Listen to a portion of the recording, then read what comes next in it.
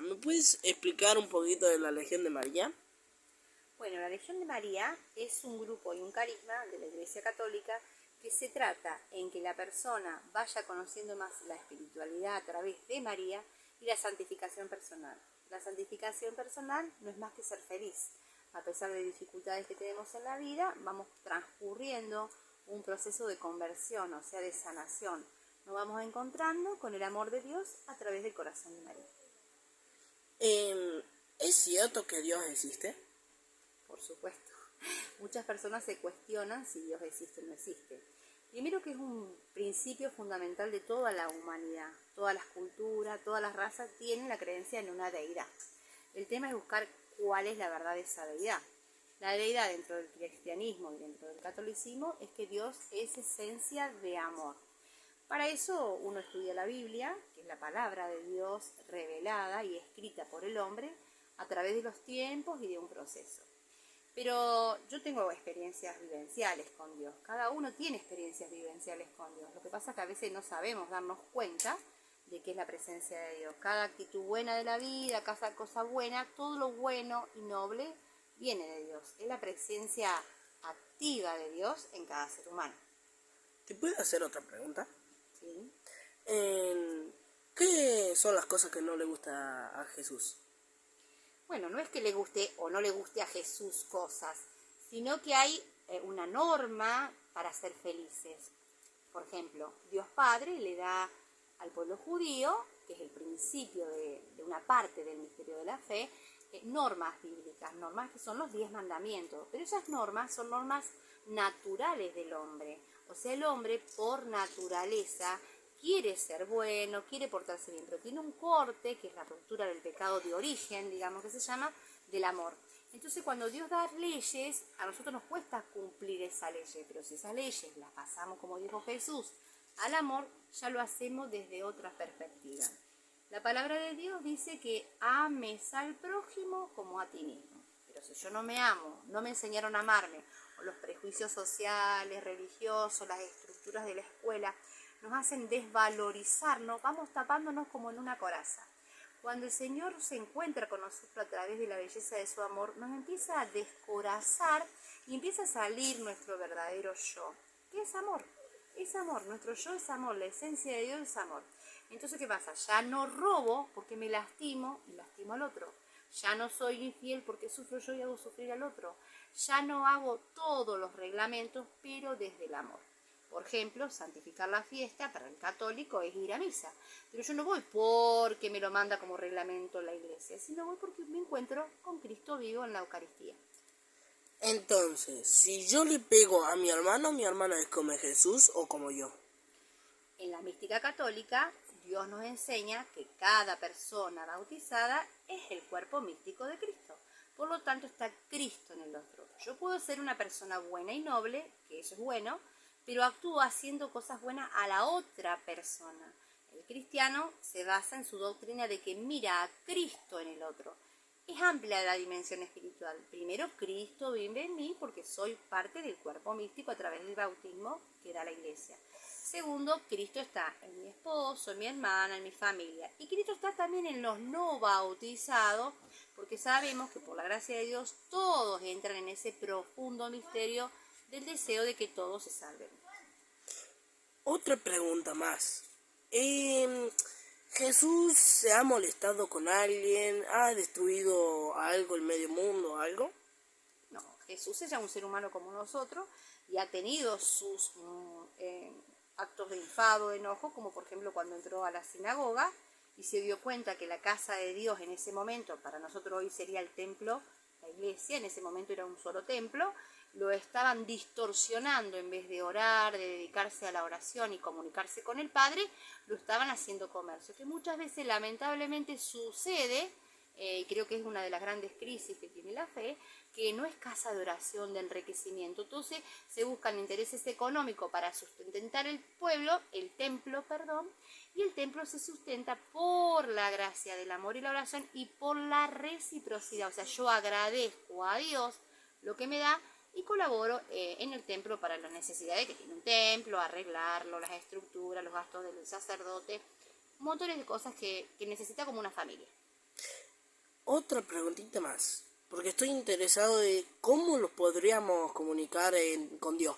Porque algunas veces se decía que se entraba un sacerdote en un templo y si no estaba bautizado o tenía un pecado, se moría al instante.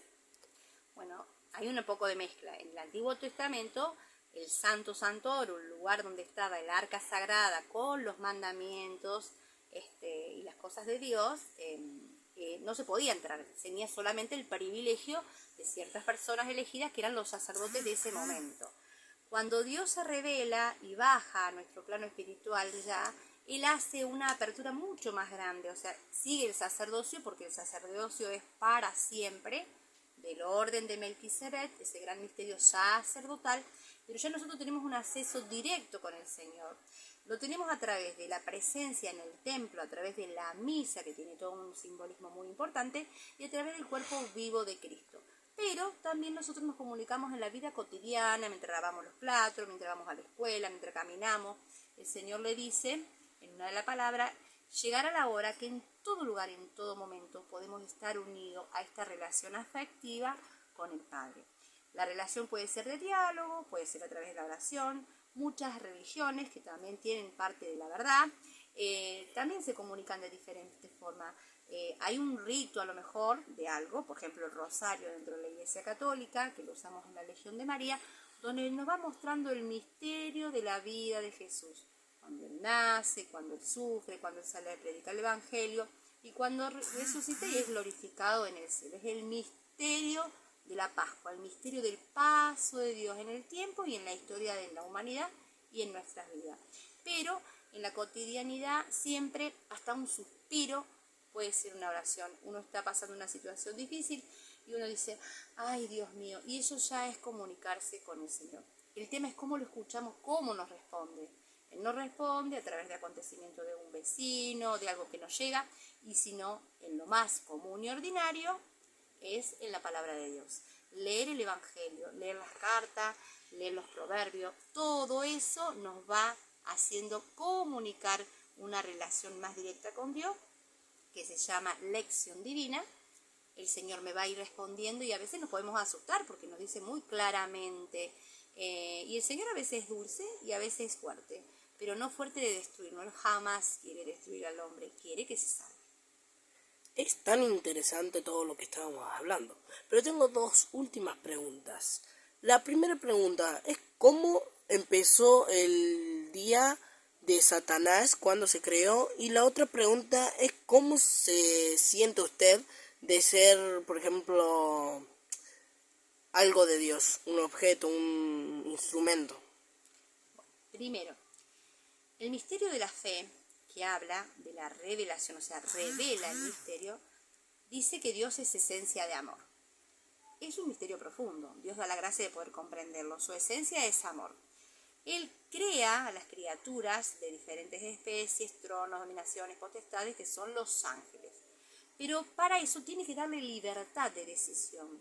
Entonces se arma una batalla en el cielo donde Lucifer, que primero era bello, se miraba a sí mismo y dijo, ¿por qué tengo que obedecer a Dios? Yo tengo muchas capacidades, puedo gobernar y decidir como quiero. Tengo inteligencia, tengo rapidez, tengo todos los atributos necesarios.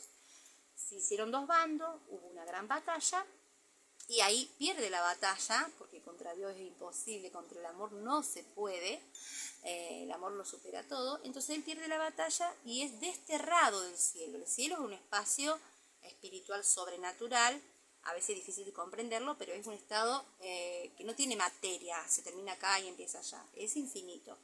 Pero si la palabra dice, Jesús dice en su palabra, vi caer del cielo al demonio. El demonio se mueve en la vida cotidiana de nosotros, no lo vemos porque nos espantaría, y se nos mueve en ese entorno.